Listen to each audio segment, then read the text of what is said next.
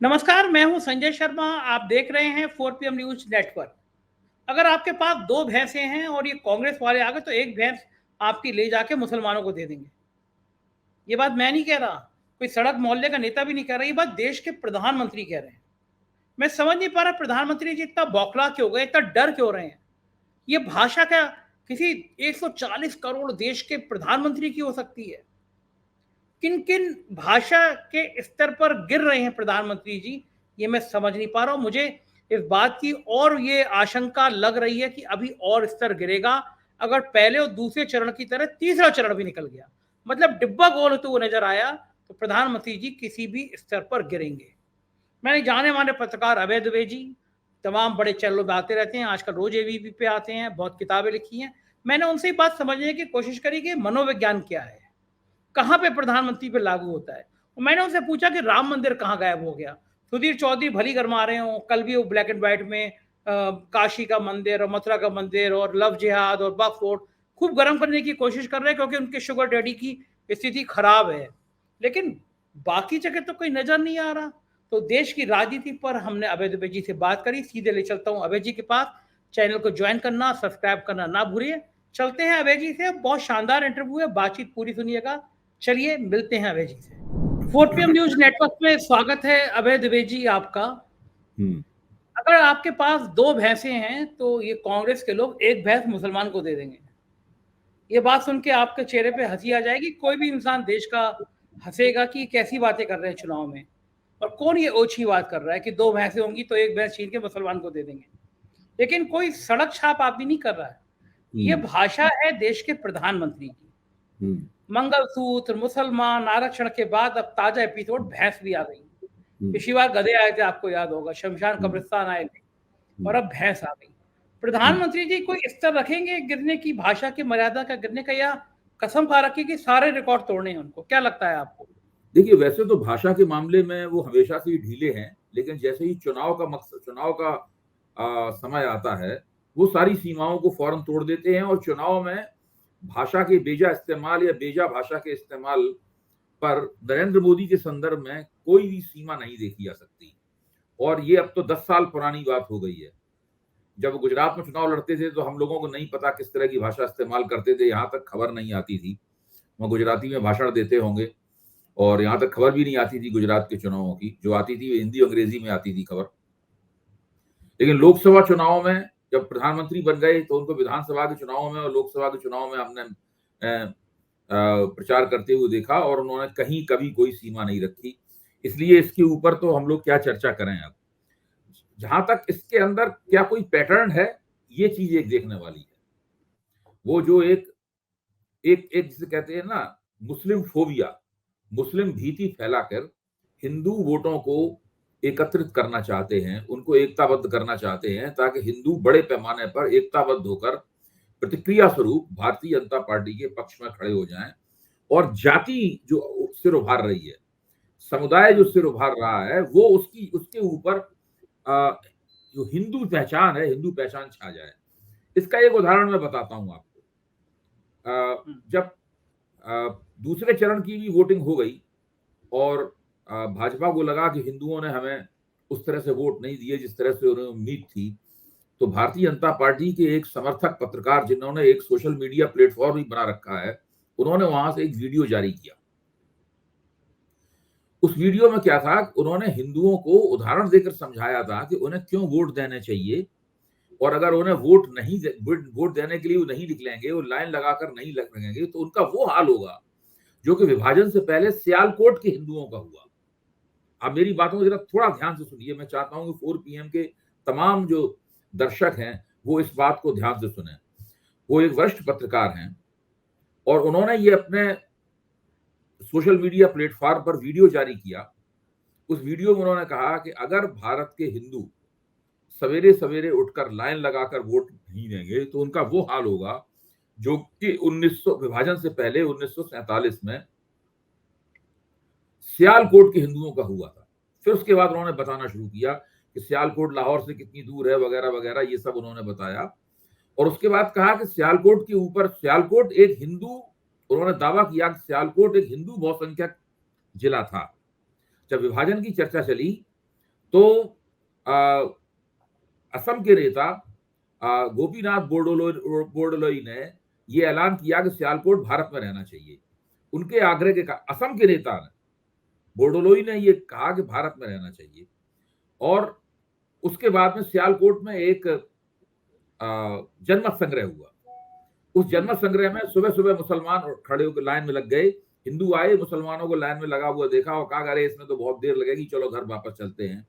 और हिंदू घर वापस चले गए। नतीजा ये निकला कि हिंदू पक्ष 55,000 वोटों से हार गया और सियालकोट पाकिस्तान में चला गया।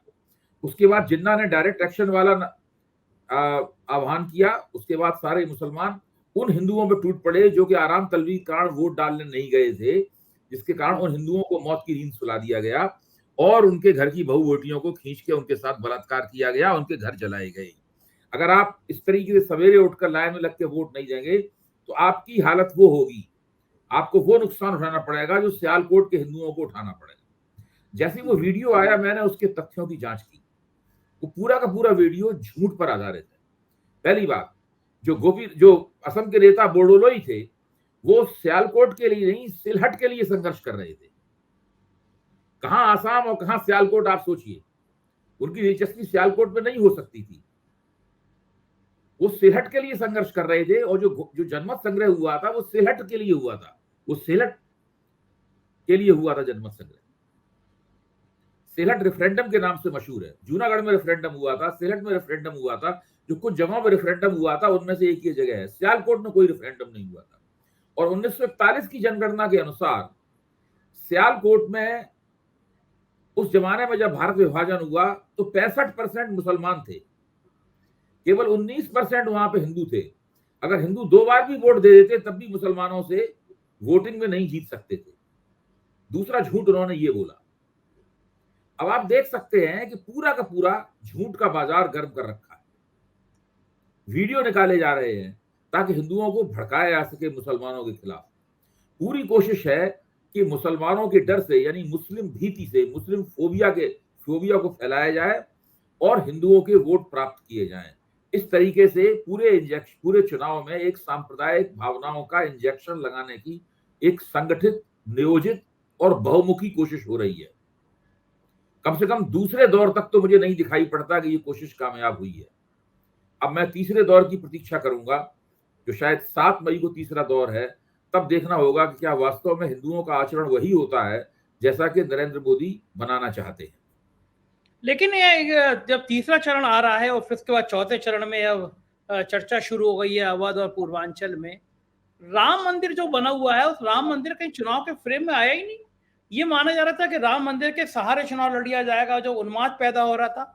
क्या अब मोदी जी को लग रहा है कि राम मंदिर के निर्माण, शिलान्यास, जब उद्घाटन हो गया था, भव्य शो हो गया था, उसके 1 महीने बाद चुनाव करा लेना चाहिए था? गलती कर गए वो, क्योंकि अब तो कोई माहौल नजर नहीं आ रहा। जिस राम मंदिर से सारी राम मंदिर की तो हाड़ी कांट की थी, जो कि 90 के दशक में चढ़ी थी एक बार। उसकी हांडी एक बार चढ़ चुकी। काट की हांडी एक ही बार चढ़ती है अंगीठी के ऊपर। और 90 के दशक में भाजपा को उसका फायदा हुआ था। 6 साल के लिए अटल बिहारी वाजपेयी की सरकार थी, वो राम जन्मभूमि आंदोलन की देन थी सरकार वो। इसके बाद भारतीय जनता पार्टी को राम जन्मभूमि आंदोलन का और राम मंदिर का कभी भी लाभ नहीं हुआ। वो एक भावना है रही बहुत सारे हिंदुओं के मन में। जब राम मंदिर की प्राण प्रतिष्ठा हुई तो सब लोगों ने भावुक होकर उस क्षण को देखा और उस क्षण को महसूस किया। और उसके कारण वहां पर लोग जाते हैं, अभी भी बसें भर भर के जाती हैं और लोग अपने श्रद्धावनत होते हैं रामलला के सामने। लेकिन वो वोट का मुद्दा नहीं था। देखिए, उत्तर प्रदेश में तो 1992 में मस्जिद तोड़ी, 1993 में ही भाजपा इस सवाल के ऊपर चुनाव हार गई थी। वो सरकार नहीं बना पाई थी, लेकिन उसका प्रभाव बना रहा। और उसका प्रभाव धीरे धीरे करके उसने हिंदू समुदाय के बहुत सारी वोटिंग प्राथमिकताओं को प्रभावित किया और अटल बिहारी सरकार के पक्ष में मतदान, और उन्होंने गठजोड़ राजनीति के जरिए अपनी 6 साल तक सरकार चलाई। लेकिन उसके बाद आप देखिए, भारतीय जनता पार्टी के पराभव का दौर शुरू हुआ। वो 2 चुनाव लोकसभा में हारी, उत्तर प्रदेश में कई चुनाव हारी। राम मंदिर के मुद्दे ने भाजपा की कभी मदद नहीं की। और इस बात को नरेंद्र मोदी भी समझते थे कि राम मंदिर का मुद्दा भारतीय जनता पार्टी की मदद नहीं कर पाएगा। इसलिए 2014 का चुनाव भी उन्होंने इस मुद्दे पर नहीं लड़ा, 2019 का चुनाव भी इस मुद्दे पर नहीं लड़ा। और प्राण प्रतिष्ठा के बावजूद उनकी तरफ से इसको उसको मुद्दा बनाने की कभी कोई कोशिश नहीं की गई। अब ऐसे मल्लिकार्जुन खड़गे के बयान पे आप बोले हैं ये राम को हराना चाहते हैं, भारतीय जनता पार्टी ऐसे कि राम का पर्यायवाची है, इसलिए उसको हराना चाहते हैं। तो इस प्रकार की बातें जरूर बीच बीच में ये करते हैं, लेकिन राम मंदिर का मुद्दा काट की हांडी था। ये 2090 में ही काट की हांडी जल चुकी है। अब इसका कोई राजनीतिक लाभ नहीं मिल सकता। जो कुछ लाभ है वो सांस्कृतिक और सामाजिक और धार्मिक लाभ है, इसका राजनीतिक लाभ नहीं है इसका। अगर ये ऐसा नहीं है तो एक मुसीबत उन्होंने और झेल ली। मुसीबत ये है कि उनको लग रहा था ये इतना ज्यादा उफान आएगा, तभी चारों शंकराचार्य मना कर रहे थे कि अधूरे मंदिर का निर्माण नहीं होना, उद्घाटन नहीं होना चाहिए अधूरे मंदिर का। चारों शंकराचार्य जो हिंदू धर्म के सबसे बड़े महंत माने जाते हैं, उनकी बात इग्नोर कर दी गई। एक विवाद हुआ कि राष्ट्रपति अब आई, तब ये हुआ कि राष्ट्रपति को, देश की प्रथम नागरिक को नहीं बुलाया गया, तमाम विवाद पैदा हुए। तो फिर अगर इतना उनको लग रहा था कि हमें चुनाव में फायदा नहीं मिलेगा, तो आधे अधूरे मंदिर का फिर उन्होंने शुरुआत क्यों की होगी, क्या सोच के की होगी अभय जी? देखिए, नरेंद्र मोदी अपने 5 वर्ष के कार्यकाल को इस रूप में लोगों के सामने रखना चाहते थे कि हमने जितने वायदे किए, बड़े बड़े वायदे किए, कश्मीर से धारा 370 हटाने का वायदा किया, 3 तलाक का वायदा किया, हमने यूनिवर्सल सिविल कोड का, यूसीसी का वायदा किया, हमने राम मंदिर का वायदा किया, हमने सब वायदे पूरे कर दिए। तकनीकी रूप से वो जनता को ये बताना चाहते थे कि हमने सारे वायदे पूरे कर दिए। अब हम महान नए भारत के निर्माण के लिए 2029 की तरफ जा रहे हैं और 2029 के बाद से हम प्रस्थान कर देंगे 2047 की तरफ। इसलिए उन्होंने खुद और उनके जो मीडिया में उनके जो समर्थक हैं, उन्होंने कहना शुरू किया कि नरेंद्र मोदी 2024 का चुनाव जरूर लड़ रहे हैं, लेकिन उनकी निगाहें 2029 के ऊपर हैं और उनका लक्ष्य 2047 और एक अमृतकाल वगैरह, ये सब पूरी एक भाषा ईजाद की गई। जबकि बेरोजगारों के लिए ये अमृत नहीं विष काल था, गरीब आदमी के लिए महंगाई की वजह से ये अमृत नहीं बल्कि विष काल था। जो लोग लोकतंत्र के हामी हैं, जो लोग निजी आजादी के हामी हैं, जो अभिव्यक्ति की आजादी के हामी हैं, उनके लिए अमृत था, अमृत नहीं, ये विष काल था। जो लोग ये मानते हैं कि देश में लोकतंत्र को लोकतंत्र संस्थाओं द्वारा संसाधित किया जाने वाली व्यवस्था है, उनके लिए विष काल था कि उन संस्थाओं को इसी दौरान बुरी तरीके से कैप्चर किया गया और उनके अंदर अपने गुर्गे बैठाए गए।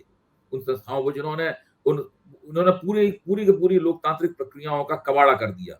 चुनाव आयोग इसका सबसे बड़ा उदाहरण है।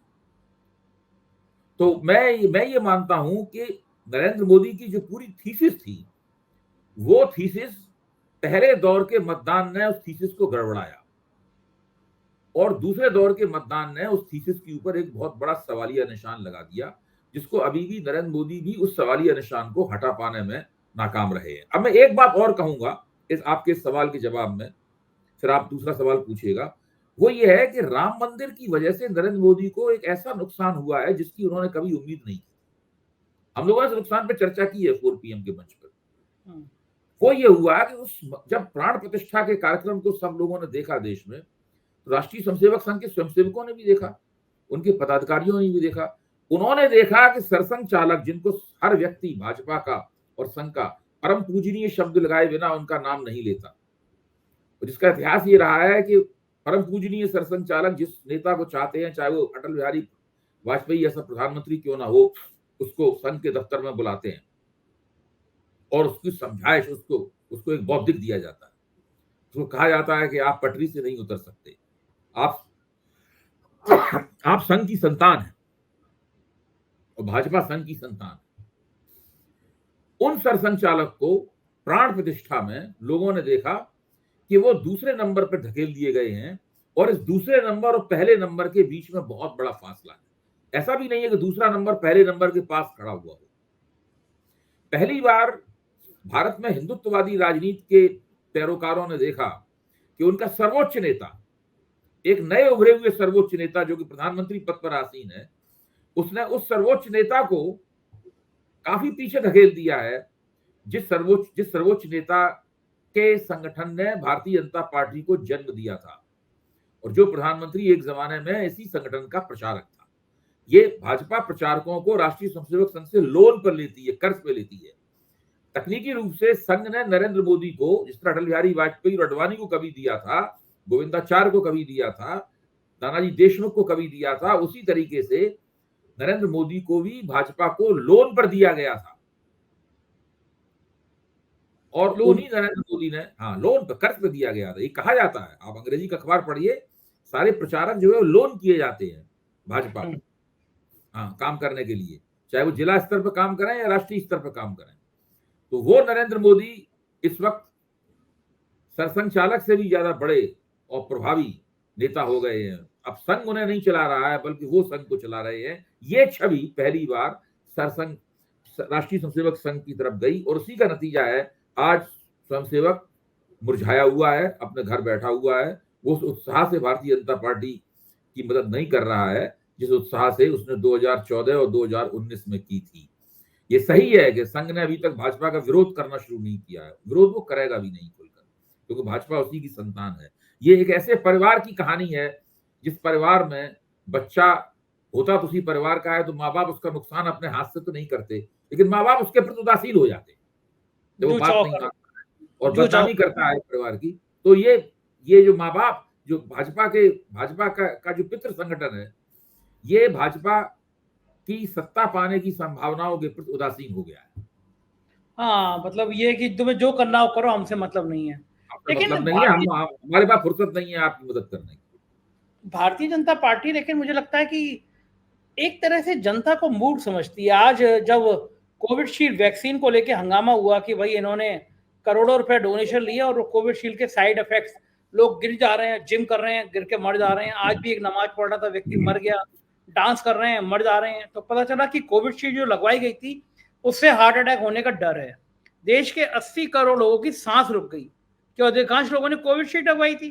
प्रधानमंत्री बढ़िया आदमी निकले, उन्होंने कोवैक्सीन लगवाई थी। उन्हें पता था कि शायद कि कोविडशील्ड का नतीजा क्या होगा, खुद नहीं लगवाई। लेकिन मैंने भी मजेदार कोवैक्सीन लगवाई थी। तो हाँ, तो मैंने भी कोवैक्सीन लगवाई थी। मुझे लगा हमारा देश का प्रधानमंत्री जो लगा रहा है वही सेफ होगी, उसी लाइन पे चलो, क्योंकि जान तो सभी को प्यारी होती है। आज मजेदार ये किस्सा ये हुआ कि हम जब अब तक वैक्सीन के सर्टिफिकेट निकालते थे तो प्रधानमंत्री जी की दाढ़ी वाली फोटो या दूसरी फोटो नजर आ जाती थी। वो एक मेरी मित्र थी, मित्र क्या मतलब एयर फ्लाइट में दोस्त बनी, वो लंदन में थी, IIT और IIM करके वहां पे जॉब कर रही थी। तो बात करते हुए हम लोग आए बंबई से लखनऊ तक, तो मैंने उससे पूछा कि क्या चल रहा है, सारी बात करने लगी। फिर हंस के एक किस्सा बताने लगी, बोली मेरे ससुर अमेरिका में गए, तो उसने जब वैक्सीन सर्टिफिकेट दिखाया तो उन्होंने देखा कि दाढ़ी वाली फोटो तो आपसे मैच नहीं कर रही है।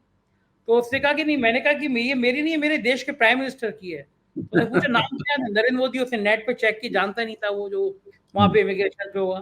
तो वो हैरानी से वो बोले, ये दाढ़ी वाली इतनी बड़ी फोटो आपके सर्टिफिकेट पे क्यों लगी हुई है, हमारे तो किसी प्राइम मिनिस्टर प्रेसिडेंट की फोटो नहीं लगती है, तो ये आप सर्टिफिकेट आपका आपकी फोटो क्यों लगी हुई है। तो वो तो खैर खाद की बोरी हो, कोई भी चीज हो, उस पर प्रधानमंत्री की फोटो लगती है। लेकिन अब जैसे ये मसला उछला और लोगों ने देखना शुरू किया कि भाई कौन सी वैक्सीन लगी है, हम जरा चेक तो कर ले, लोग भूल जाते हैं। तो जैसे ही सर्टिफिकेट देखा उसमें प्रधानमंत्री की फोटो, तो आदमी के मन में आता है कि साला मेरे को हार्ट अटैक होने जा रहा है, ये फोटो इन्होंने लगवाई थी। तो प्राइम मिनिस्टर की आज फोटो गायब हो गई।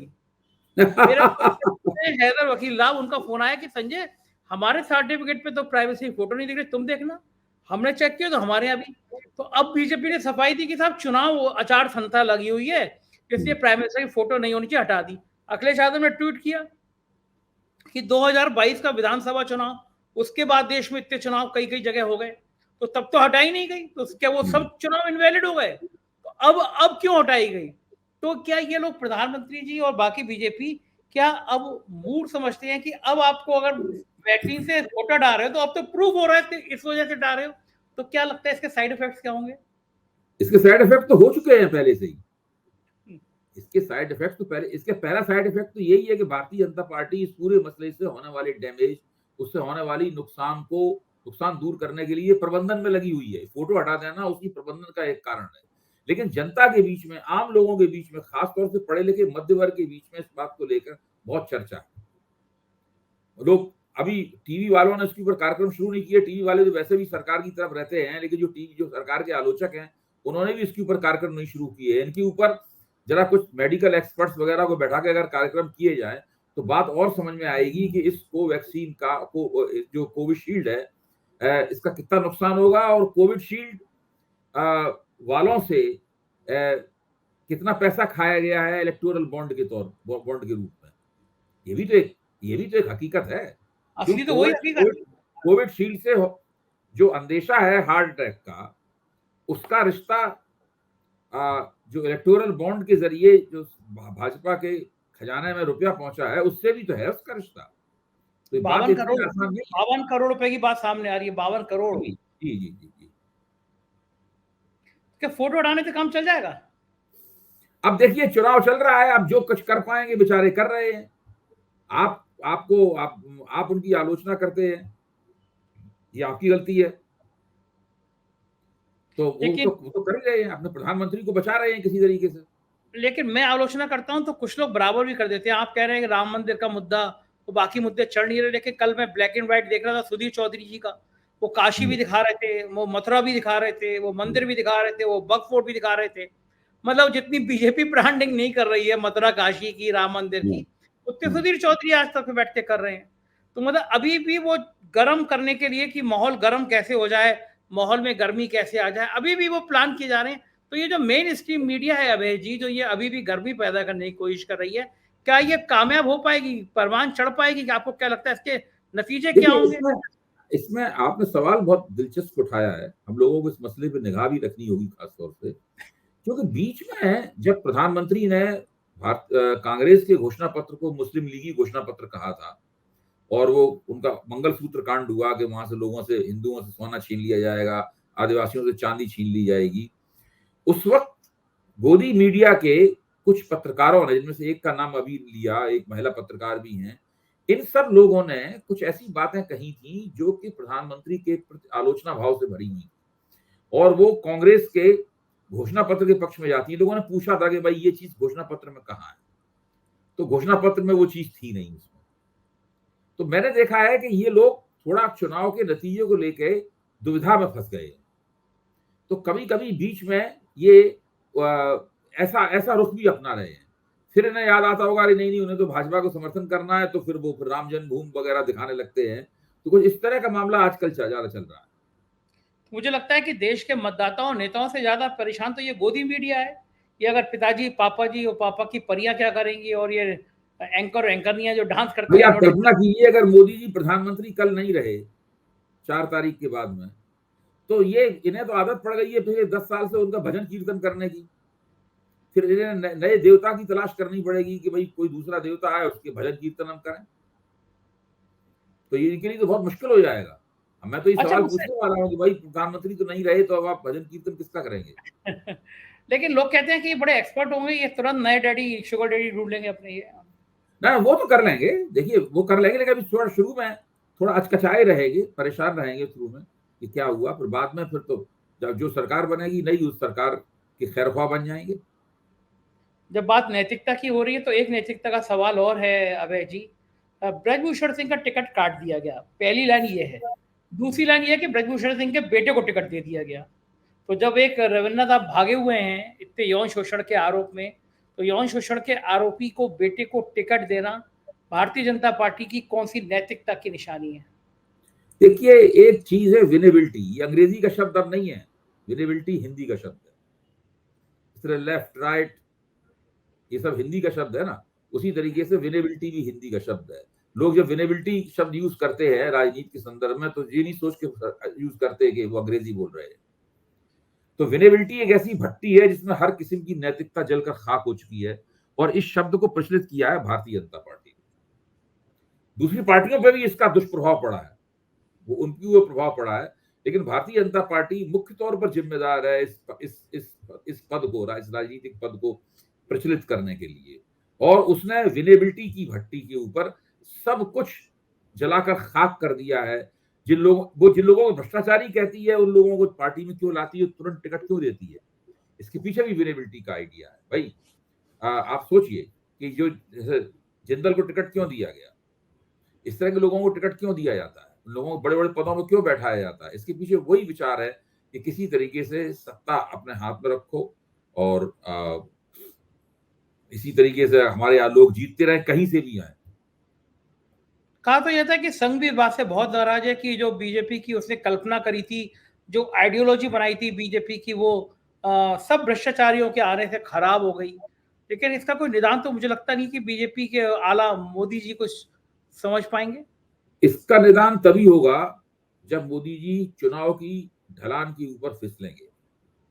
जिस दिन मोदी जी चुनाव की ढलान पे फिसलेंगे उस दिन मोदी और अमित शाह से भारतीय जनता पार्टी का जो राउज एवेन्यू पर, जिसे दीनदयाल उपाध्याय मार्ग कहते हैं, उसके ऊपर जो महलनुमा दफ्तर है, उस दफ्तर में जब कार्यकर्ता इनका गिरेबान पकड़ के झकझोरेंगे, तब भारतीय जनता पार्टी इन तमाम बातों की तरफ सोचेगी कि हम इनको सत्ता का स्रोत, सत्ता का उद्गम मानते थे, लेकिन दरअसल अब हम कहाँ हैं। देखिए, नरेंद्र मोदी के पराभव से भारतीय जनता पार्टी के पराभव का एक बहुत लंबा दौर शुरू होगा, और वो दौर कब खत्म होगा कोई आज नहीं कह सकता, क्योंकि जिस तरह की पार्टी इन्होंने बना दी है, उस पार्टी को सचेत होने में, दोबारा आंदोलित होने में, दोबारा अपने आदर्शों पर खरे उतरने में, भ्रष्टाचार से अपने आप को मुक्त करने में बहुत समय लगने वाला है।